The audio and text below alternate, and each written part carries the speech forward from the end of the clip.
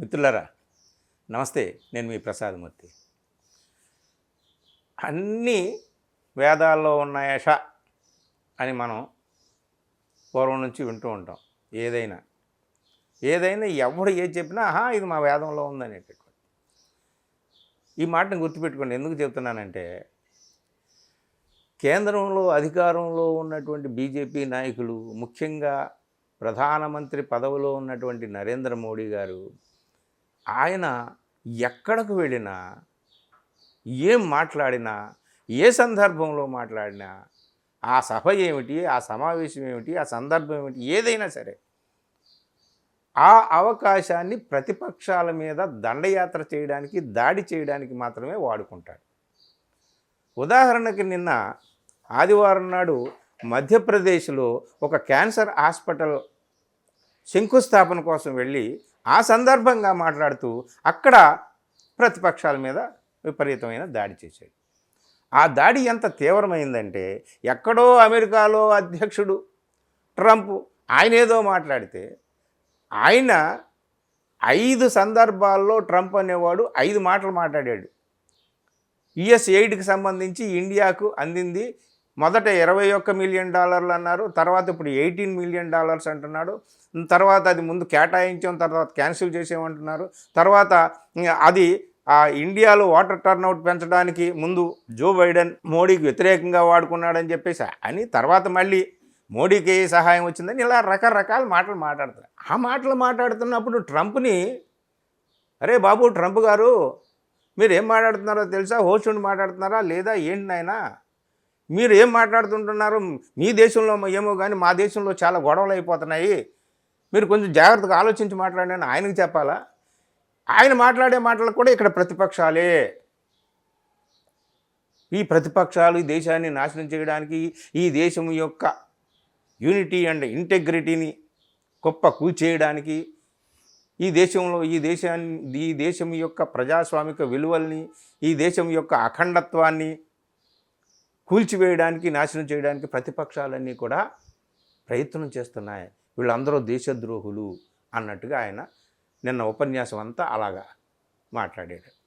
ఎక్కడో ట్రంప్ మాట్లాడిన దానికి ఇక్కడ ఈ ప్రతిపక్షాలకు సంబంధం ఉందో వాళ్ళు ఆటోమేటిక్గా అడుగుతారు, ఏమిటి ఈ ఫండ్ ఎంత వచ్చింది, ఎంత యుఎస్ ఎయిడ్ ఎంత వచ్చింది, అసలు ఇండియాకి ఎంత వచ్చింది, కాంగ్రెస్ హయాంలో ఎంత వచ్చింది, బీజేపీ హయాంలో ఎంత వచ్చింది, ఏమిటి అనేటటువంటిది వాళ్ళు క్వశ్చన్ వేస్తారు. ఆల్రెడీ వచ్చింది కాబట్టి. సో ప్రశ్నించడం కూడా, ఇక్కడ సందేహం వ్యక్తం చేయడం కూడా, దేని మీదైనా అనుమానాన్ని వ్యక్తం చేయడం కూడా దేశద్రోహమే. ఎవరి దృష్టిలో? ప్రధాని నరేంద్ర మోడీ గారి దృష్టిలో, లేదా ఆయన అనుయాయులైనటువంటి ఇతర బీజేపీ నాయకుల దృష్టిలో. అంతేకాదు, ప్రయాగరాజ్లో జరిగినటువంటి కుంభమేళాకు సందర్భంగా, అలాగే రామమందిరం వివాదం సందర్భంగా అనేక సందర్భాల్లో ఇక్కడ ఈ దేశంలో మేధావులు కానీ, రాజకీయ పక్షాలు కానీ, సోషలిస్టు సంఘాలు కానీ అనేక రకాలైనటువంటి ప్రశ్నలను లేవనెత్తారు. ముఖ్యంగా కుంభమేళాలో జరిగినటువంటి తొక్కిసలాట, జనవరి 29న ఫిబ్రవరి 15 ఢిల్లీ స్టేషన్లో జరిగినటువంటి తొక్కిసలాటలో gross mismanagement of the government అనేటటువంటిది ఫోర్ ఫ్రంట్కి వచ్చింది. దానికి సంబంధించి అనేక అనుమానాలు వ్యక్తమవుతున్నాయి, సందేహాలు వ్యక్తమవుతున్నాయి. ఆ అనుమానాలను వ్యక్తం చేసేవాళ్ళు, సందేహాలు వ్యక్తం చేసేవాళ్ళు, ప్రశ్నలు వేసేవాళ్ళు కూడా దేశద్రోహులే.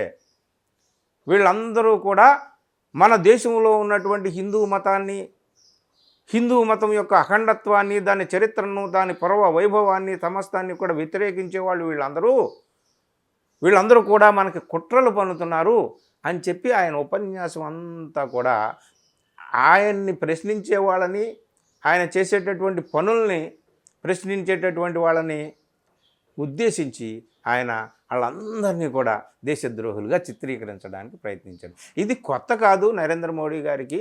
ఎక్కడికి వెళ్ళినా, ఏ సభలోకి వెళ్ళినా సరే ప్రతిపక్షాల మీద ఈ విధమైనటువంటి ప్రచారము, దండయాత్ర, దాడి చేయడం అనేటటువంటిది కొత్త విషయం ఏం కాదు. కానీ ఇది మరీ విడ్డూరంగా ఉందన్నమాట. ఎక్కడో అమెరికాలో ట్రంప్ మాట్లాడిన దానికి ఇక్కడ ప్రతిపక్షాలకు సంబంధం ఏంటి? లేదా ప్రయాగరాజ్లో జరిగినటువంటి తొక్కిసలాటలో ఇదిగో ఇది ల్యాప్సెస్, ఇవి లోపాలు, ఇవి ఇందు మూలంగా ఇది జరిగింది అని ఎవరైనా నిపుణులు చెప్తే, ఎవరైనా రాజకీయ విశ్లేషకులు చెబితే, లేదా ఎవరైనా సీనియర్ జర్నలిస్టులు చెప్తే, ప్రతిపక్ష నాయకులు చెప్తే వాళ్ళందరినీ ఏకం చేసి వీళ్ళందరూ హిందూ వ్యతిరేకులు, హిందూ మత వ్యతిరేకులు, హిందూ దేశ వ్యతిరేకులు, మొత్తం భారతదేశ వ్యతిరేకులు, దేశద్రోహులు అనేటటువంటి ముద్ర వేయడం అనేది సర్వసాధారణమైనటువంటి విషయంగా మారిపోయింది. సో ఇది చూస్తున్నప్పుడు ఈ దేశం ఎటువైపుకు వెళుతుంది? ఈ దేశంలో వాక్ స్వాతంత్ర్యము, ప్రశ్నించే హక్కు, ఇదంతా కూడా అసలు బతికి ఉంటాయా? హక్కులు అనేవి, రాజ్యాంగం అనేటటువంటిది ఉంటుందా, ఏమిటి అనేటటువంటి సందేహాలు అతి సాధారణమైనటువంటి మనలాంటి పౌరులకు, మేధావులకు, ప్రతిపక్ష నాయకులకు అందరికీ కలగడం అనేది సహజమే కదా. మనం ఎక్కడికి వెళ్ళాము, ఏం మాట్లాడతాము, ఏ సందర్భంలో మాట్లాడుతున్నాం అనేటటువంటి అంత పరిణతి చెందినటువంటి రాజకీయ నాయకుడు, దేశంలో అత్యున్నత పీఠం మీద కూర్చున్నటువంటి వ్యక్తి, ఆయనే అందరినీ, ప్రతిపక్షాల నాయకులను అందరినీ కూడా మూటగట్టి, ప్రశ్నించే వాళ్ళని అందరినీ కూడా మూటగట్టి వాళ్ళకి దేశద్రోహులు అనేటటువంటి ముద్ర వేసి ఇట్లా మాట్లాడడం, వాళ్ళు హిందూ వ్యతిరేకులని మాట్లాడడం, ఇది కొంచెం ఆశ్చర్యంగా అనిపించింది. అందుకే ఈ 2 విషయాలు మీతో షేర్ చేసుకోవడానికి ఈ వీడియో చేశాను. మీరు కావాలిస్తే నిన్న ఆయన మధ్యప్రదేశ్లో ప్రధాని నరేంద్ర మోడీ గారు మాట్లాడినటువంటి ప్రసంగం ప్రతి చోట అవైలబుల్గా ఉంది. మీరు వినండి, విని తరించండి. Thank you.